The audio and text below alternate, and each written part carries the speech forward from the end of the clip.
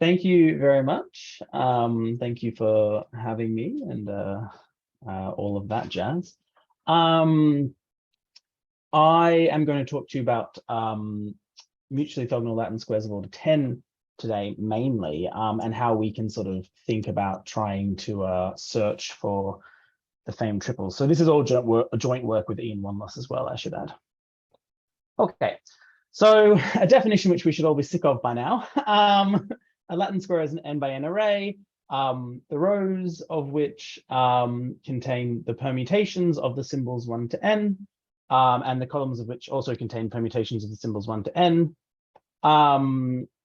such that no symbol appears in one row more than once or one column more than once.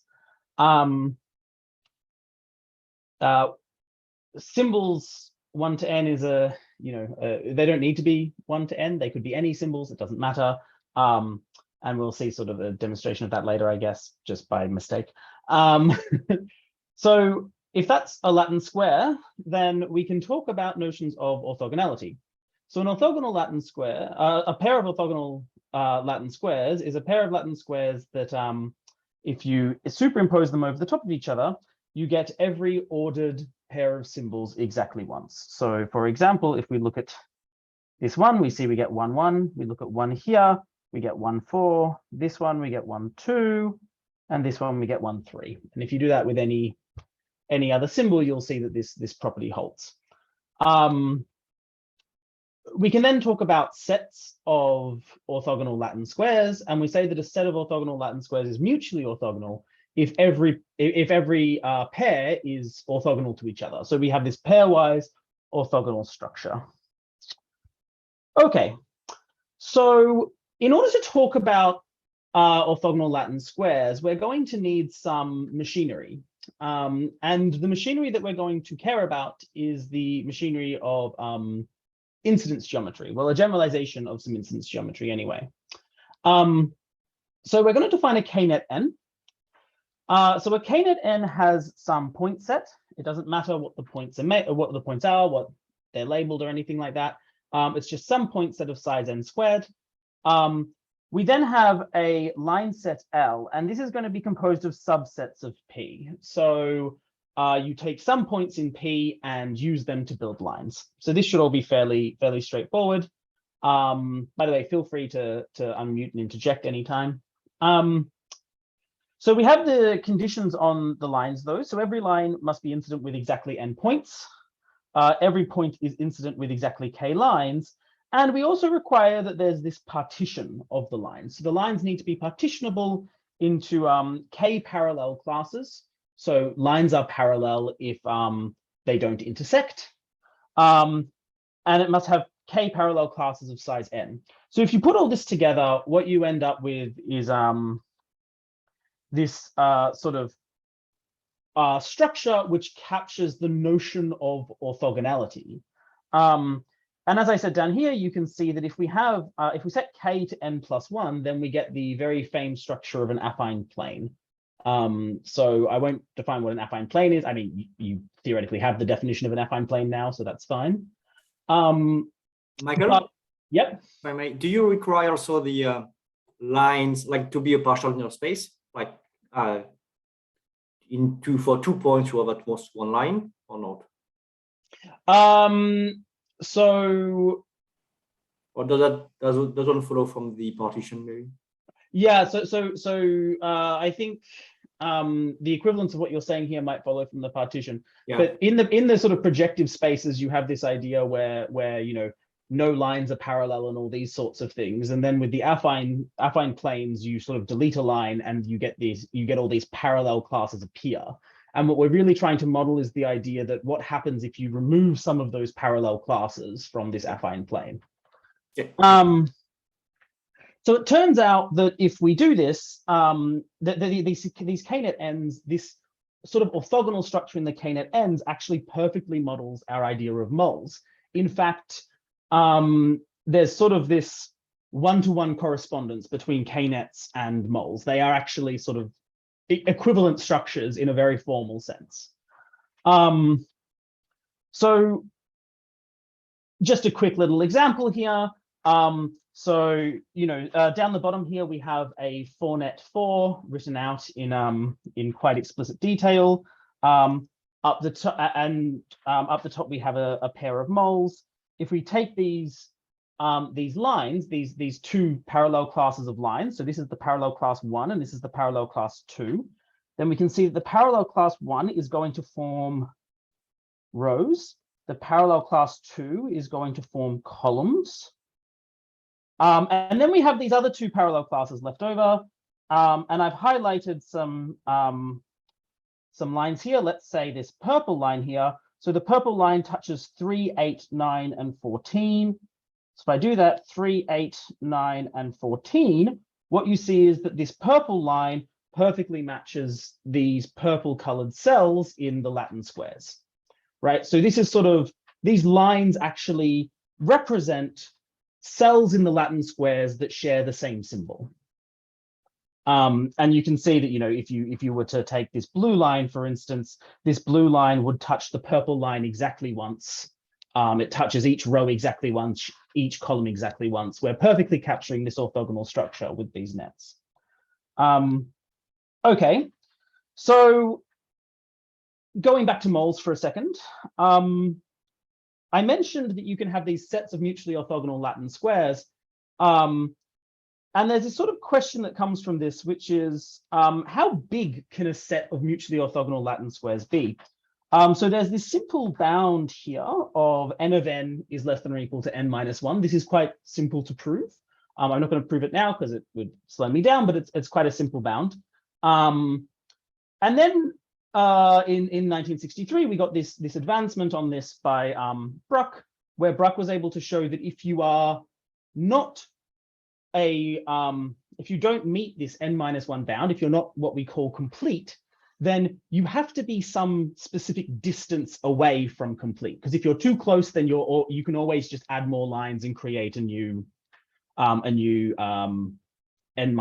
plus 1 net n, right? So Bruck specifically is able to show that we get these sort of bounds that put us far away from being a complete set. This was strengthened by Metsch. Metsch's statement, though, is far harder to write, so I'm not going to put it down there. It's involves defining certain types of polynomials and these sorts of things. So I'm not going to write that down. But they're actually quite similar in terms of the actual bounds they give. Okay, so what do we know when it comes to counting moles? What do we know about this number n of n? Well, we know that n of 6 is 1. This was quite an interesting result. It was first proved by Tarry, and he did that through exhaustive proof. He literally just wrote out everything he could that would satisfy to try and find a pair of Latin squares of order 6 that were orthogonal, and he didn't find any, which is actually quite crazy. This is the only sort of non-trivial order that this happens for, in fact. Every other order, you get more Latin squares than this, larger sets of moles. And we can see here that n of n is equal to n minus 1 whenever n is a prime power. This comes explicitly from the existence of an affine plane, which comes explicitly from the existence of a projective plane. So this is a sort of a well-known result in incidence geometry. So interestingly, though, in the year I was born, Lamb, Thiel, and Schwartz found that there was no projective plane of order 10. So a large computational search with lots of corrections and all that kind of stuff found that there was no projective plane of order 10. And this means that we get the following bounds for n of 10.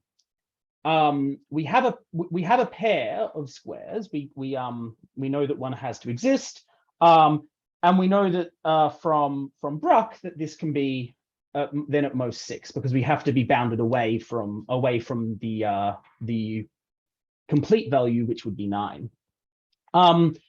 And as of yet, we've only ever found pairs of MOLS10, and there has been a considerable amount of effort done to try and find something more than a pair.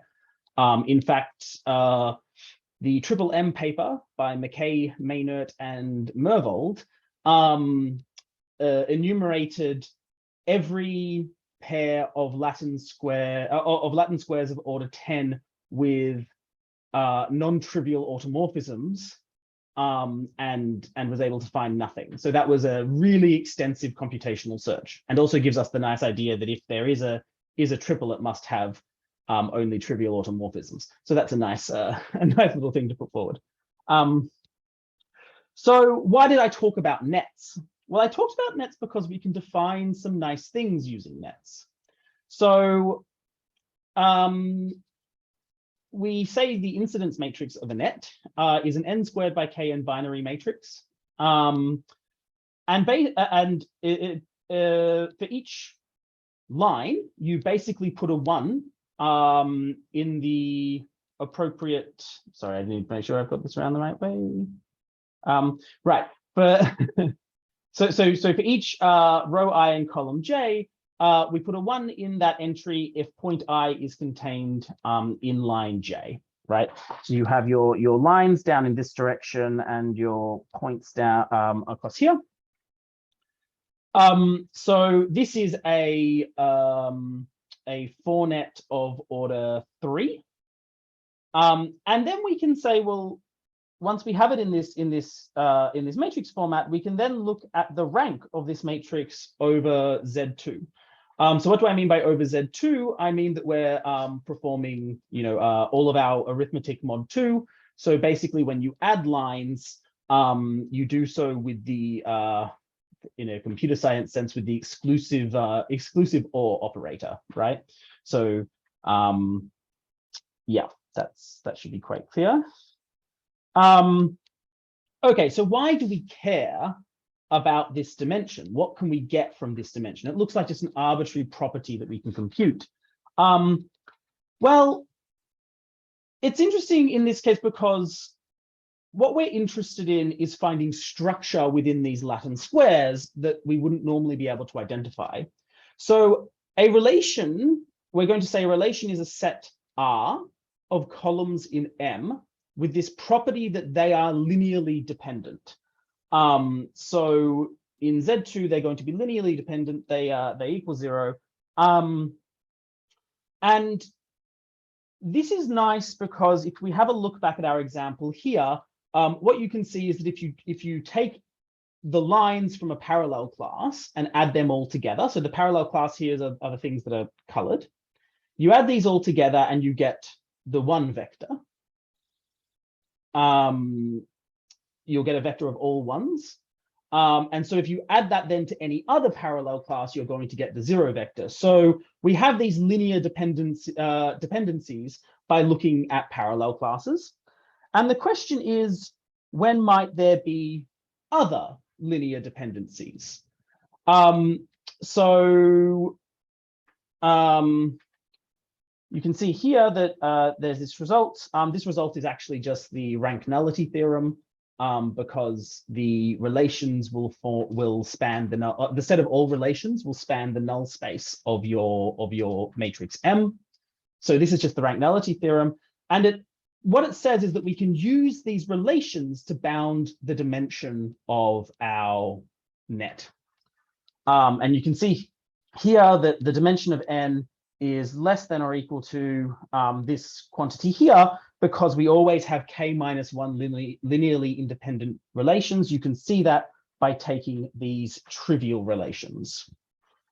Okay. So here is a quick example. I'm running out of time, so I'm going to say here's a quick example. As you see here, this is the net that we had before. The dimension of this net, if we were to use this little dimension bound here, would be 13. Well, at most 13, but we see that this net actually has dimension 9. So there must be some weird structure going on here. And indeed there are 4 non-trivial relations. They have type 2 to the 3. I'll explain what type is quickly. And this is actually an example of one of the relations. You can have a look at that and you can verify that every symbol appears an even number of times in these lines that I have chosen. So if you go through and look at all the symbols, every symbol appears an even number of times. And if this is of type 2 to the 3, because we have 2 lines from the parallel class 1, 2 lines from the parallel class 3, and 2 lines from the parallel class 4. So we've spanned 3 parallel classes, and each one has 2 lines. Okay.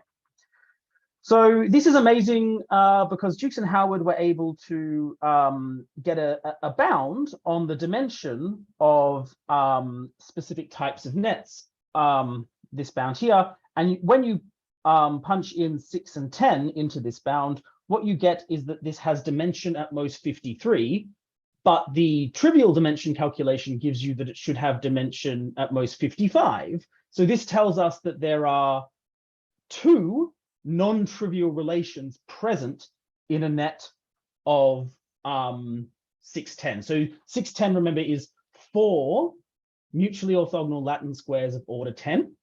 We know that the previous bound is 6. So if we were somehow able to say that none of these relations are viable, then we would be able to bring that lower bound down substantially. They also classified what all of these relations could possibly look like. These are the classifications here. We're going to care about this one here and this one here. We had planned to attack them all, but our eyes were much bigger than our stomachs. Much bigger. So in order to do this, we need some more machinery. So a frequency square is very similar to a Latin square. You can think about it by taking a Latin square and identifying symbols in that Latin square. This will give you a frequency square. You can also generate them, independently of this idea. But we have this notion of a frequency square. It's just, as you can see here, each row has some number of pre-prescribed occurrences of each symbol. The columns have this as well. And we can also define orthogonality in this sense. So orthogonality in this sense says that, well, we take these pre-prescribed values and we expect the ordered symbol pair ij to appear lambda I gamma j times. Okay, so this is orthogonality. And so what we can do is we can think about how these relations can be used to build frequency squares. So we do this by arbitrarily choosing a parallel class of lines from our net to be our rows, another parallel class of lines from our net to be our columns. And remember, these are hypothetical nets. We're thinking if the net exists at this point. And then what we can do is we can say, well, let's just arbitrarily say that some number of these things are relational. So they fit into one of these relations, and some other number are also relational. And then what we want to do is use this frequency square property to give us possible positions of lines in the relation when we write it out completely. So in case that was a little bit garbled, here's what they look like. So you can see here, these are the relational rows, these 4 rows here for a type 4 to the 4.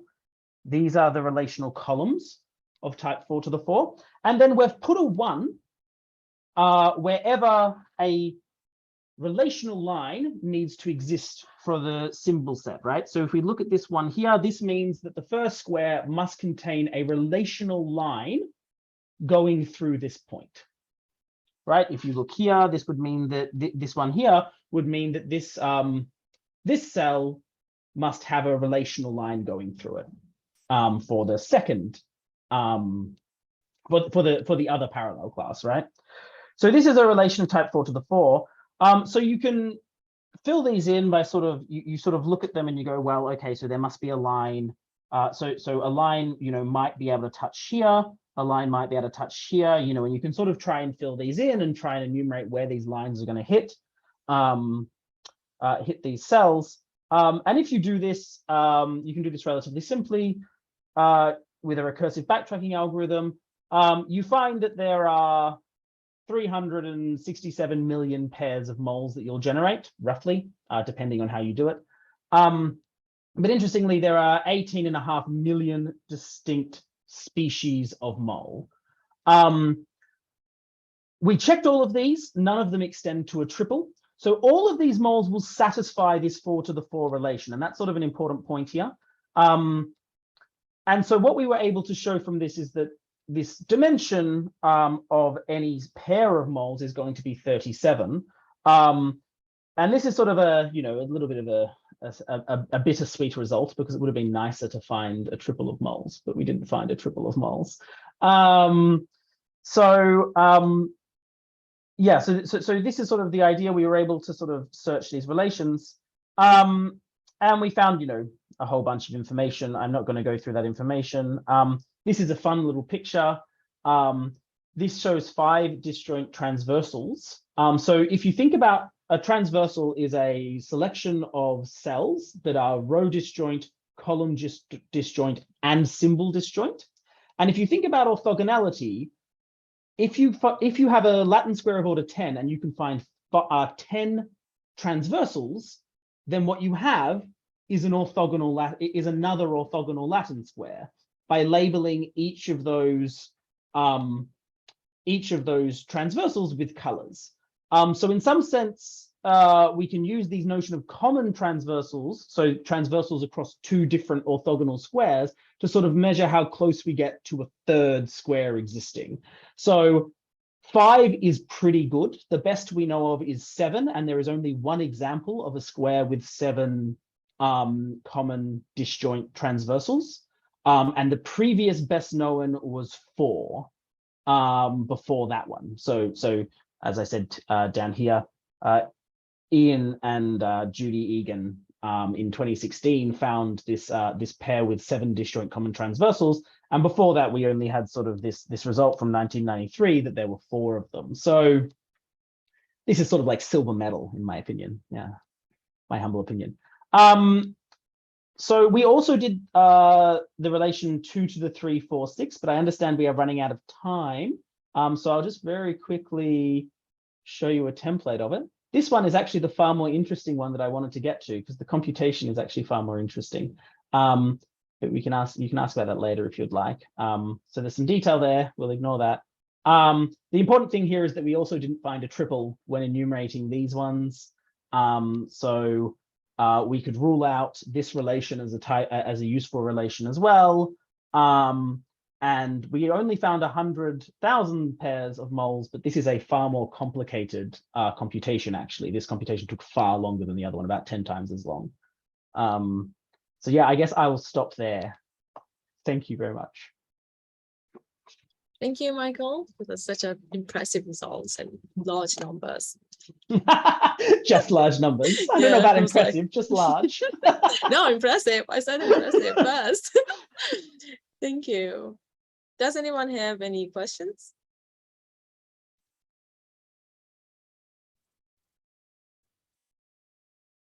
No one.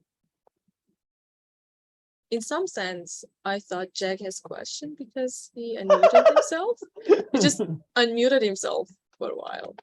I don't know. Okay. I guess no questions. Thank you, Michael, again.